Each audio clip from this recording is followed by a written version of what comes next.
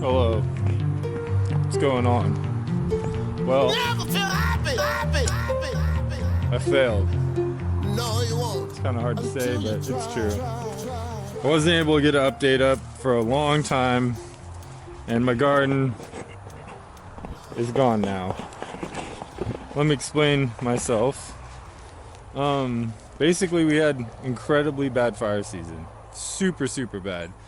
It went on for literally 2 months. There was 2 clear days, and I had to come out and garden in like a painter's mask, basically. So I kind of got discouraged about doing update videos. And another thing happened, which is that it occurred to me that the fire season is just going to keep getting worse and worse. So I need to start shifting my efforts to high tunnels, greenhouses. I can't work out in the smoke. It sucks. Garden work's hard. Working out in the smoke when it's just smoky for weeks on end, it's not fun. I still got a bumper crop, and in this video I'm going to basically kind of show you roughly what happened, even though you don't get to see the plants and I didn't take video of them. But I'll tell you basically, kind of for documentation purposes, what did happen. And then I'm going to tell you about my plans and make good on my last video, which was a while back. I said I was going to show you how to clean out the compost tea system. A little bit later, probably after the sun's down, I'm going to show you that. So, as you recall, this is where my tomatoes were.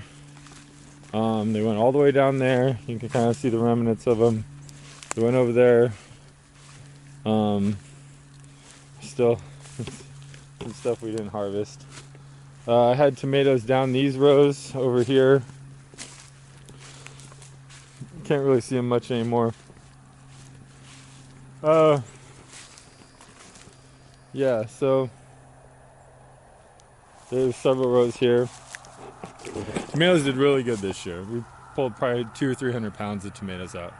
We pulled a couple 100 pounds of gourds, butternut squash, zucchini, just normal squash, acorn. We did really well, and the squash are all kind of down here. Can't really see much of it anymore, but we did really well. Now, what I failed on was also worth mentioning, which is I failed to do my beans. My beans, there's a dead one right there, you can kind of see. My beans failed. I got only a couple beans out of there. Not very good. My corn wasn't great. My corn only got about yay high, and it always dies early on me. I don't know, I'm doing something wrong with my corn. I had carrots over here. The carrots did well. I had beets over here. We got quite a few beets. My Japanese eggplant was over here, and we only got a couple eggplants. They weren't very big. That was mainly due to this huge grass that I didn't cut back all the way. It was growing out of control. Next year I'm just gonna level that grass, and I bet you my eggplant does better. But my beans, I think, needed more support, and they're getting eaten by gophers. And my corn, I failed at. This is my 3rd year failing at corn, so I think I'm underwatering. Maybe someone will know what I'm doing wrong with the corn. I'm gonna keep trying corn. I like corn. I don't think it's that hard to grow, so I'm probably doing something simple that's incorrect, because everything else seems to grow well, just not the corn. So as far as my future plans, I told everyone I was going to do hemp, and I didn't get hemp off the ground, mainly because it was really smoky, and the timing just wasn't right for kind of everyone involved. Now the timing's more correct this year, and so we are actually filing for permits. We're doing background checks. We got applications going to be submitted in the next week or two. My brother has a high tunnel up in Alturas, Modoc County. It's actually closer to Cedarville. Very few people know the area, so they won't know what I'm talking about either way. But that appears to be what we're going to do as far as a future plan on hemp. That's going to let me get indoors, and so it won't matter so much if there's, months on end of smoke. I can still work, still do content for you guys, and kind of journal my exploits better up there. I'm going to do vegetables up in the high tunnel, and we're going to do hemp, so you're going to see some of both. I think it's going to be really good, and I'm going to replant this garden. Now this garden, I'm going to continue to kind of vlog, but if we get real bad smoke, I'm just going to have to do kind of some gaps in my vlogging, and I don't know how else to really address that other than that's the way it's going to be. I can't work out here in it, and I don't want anyone else to work out here in it, so it's kind of that's how it is. At some point I'm going to get a high tunnel on this property probably, but it's going to be much smaller. So I think working up in Modoc County is really the way to go as far as the high tunnel is concerned, because it's so large and we can really get a lot done in it. Modoc County is about 3 hours from where I'm at, so the content's going to come a little bit more sporadically, but I'm going to document everything, and everyone will be able to see, what I got going on, kind of learn my techniques that are successful, and hopefully maybe I can learn some stuff from you guys or people that are familiar with other plants that I'm not so familiar with, and maybe they can point out to me what I'm doing wrong. That's kind of the update in a nutshell, and hopefully we'll have a bumper year coming up, and we'll grow a bunch of hemp starts, which is the goal. We're going to sell a bunch of seedlings. We're going to do microgreens of hemp and other varieties, and we'll do some vegetables. That's pretty much the plan. And there's Nacho. We better say hi. That's my little doggy Nacho. Say hi to everybody. Say hi.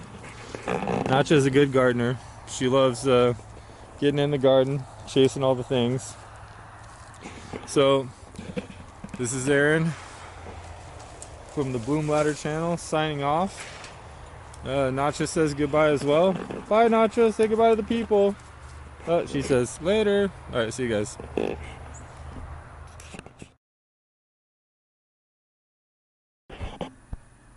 Hello. What's going on, everybody? We're here doing the composting video. I'm doing a little maintenance here, so I'm going to show you guys exactly what's what with this. It's obviously everything's kind of torn out of the garden. There's nothing really going on here. Here's the anaerobic mix, and here's the aerobic mix. During the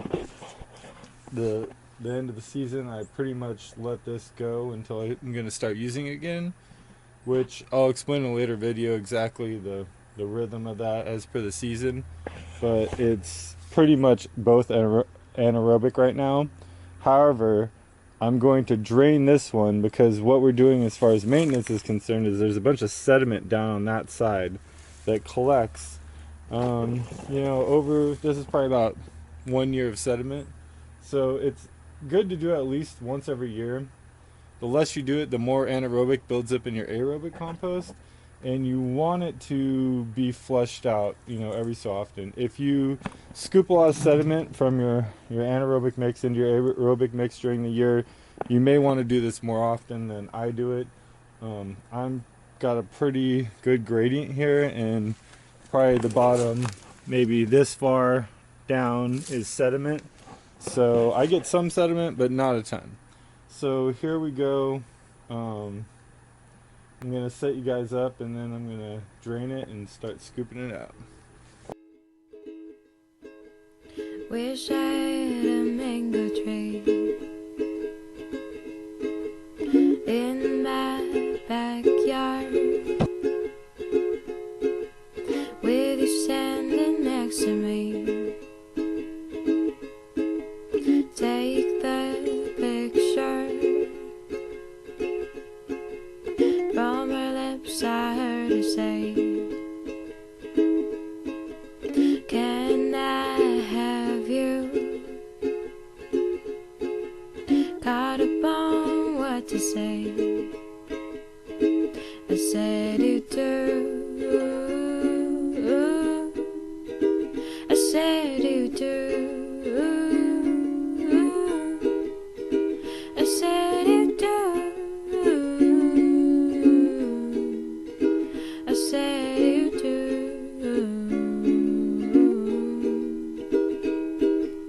Through my eyes I can see a shooting star. Weaving its way across the sea, somewhere from Mars. 'Cause down the street we will run, scratch our names in the path, young and free in the sun. As you can see, it's flooding back in a little bit, but for the most part, it's drained down as low as we need it to go. It's going to be a little sludgy, but that's pretty much how it's going to be anyway. All this stuff needs to get trimmed out, which I will do, but because we're on off season, it's not that big of a deal. So I'm going to set you up so you can watch me clean it.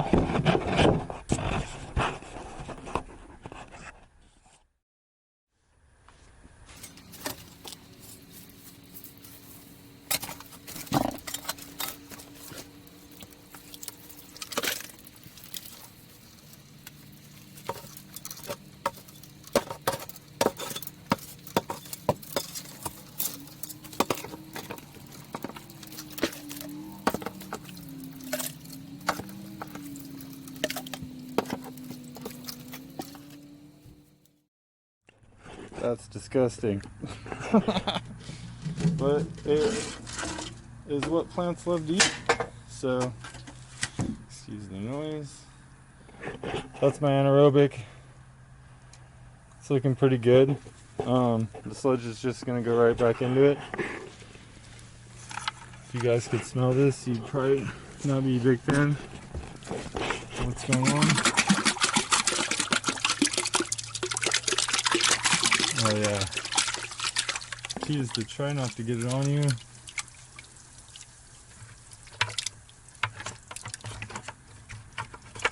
Too late. You're gonna get it on you. There's nothing you can do about it. That's just how it is.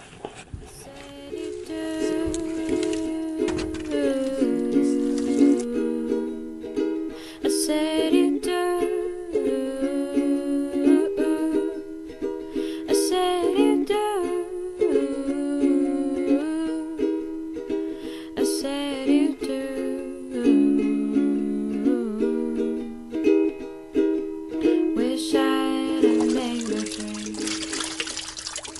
Notice how I'm draining it out there. It's not an imperative to get every solid. You just want to get the vast majority solids.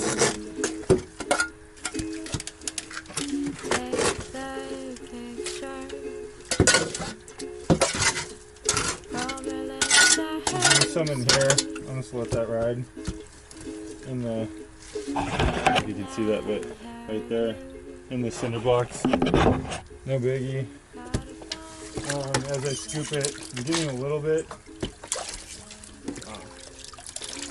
Tree definitely needs to get trimmed back, country.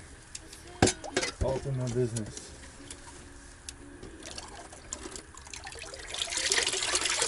Yeah, but I'm not getting much anymore. So yeah.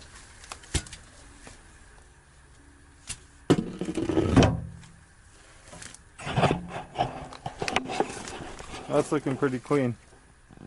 Comparatively, that side's like definitely cleaner, you can tell. But this is more murky. I'm not really catching anything. Now I could get this stuff out, but I'm not going to. And the main reason is I find having a little bit of anaerobic in the aerobic setup here is actually, it's a good thing. You want it. So that's basically how you clean it out. So what I'm going to show you next is the next part of how you maintain the compost tea setup. That's going to include setting it up for the next year. And you're thinking probably, oh, it's January. Well, where you're at, it might be way too cold. I'm out here in California. January, it's pretty cold, but it's only like 60 degrees out right now. So 60 degrees is actually perfect weather to start feeding again. Now it depends on rain. We're going to have a bunch of rain coming up. So the rain is going to stop me more than the temperature is going to. But as soon as there's a break in rain, I'm going to film my next video. And that is going to show you guys how you actually feed in the wintertime and why you feed in the wintertime.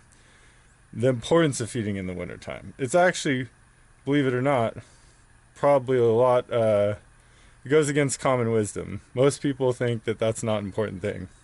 They'd be wrong about that. Now, I'm also going to show you another secret about brewing the compost tea that I haven't revealed yet. This will be a game changer. And I'm going to have to do some traveling to show you guys the full extent of how to do what I'm going to explain next. But it will set you into the top 5% of compost tea brewers once you master my next technique that I show you after the following video. So a couple cool videos to come on exactly how you get a robust garden, and I'll explain the nuances of, you know, how good the garden can be and how great your harvest will be if you follow these instructions. So I'll see you guys next time. Later. A perfect avenue down the road to both of you. Did I go Dutch? This is too much. With all the money in the world, you could never.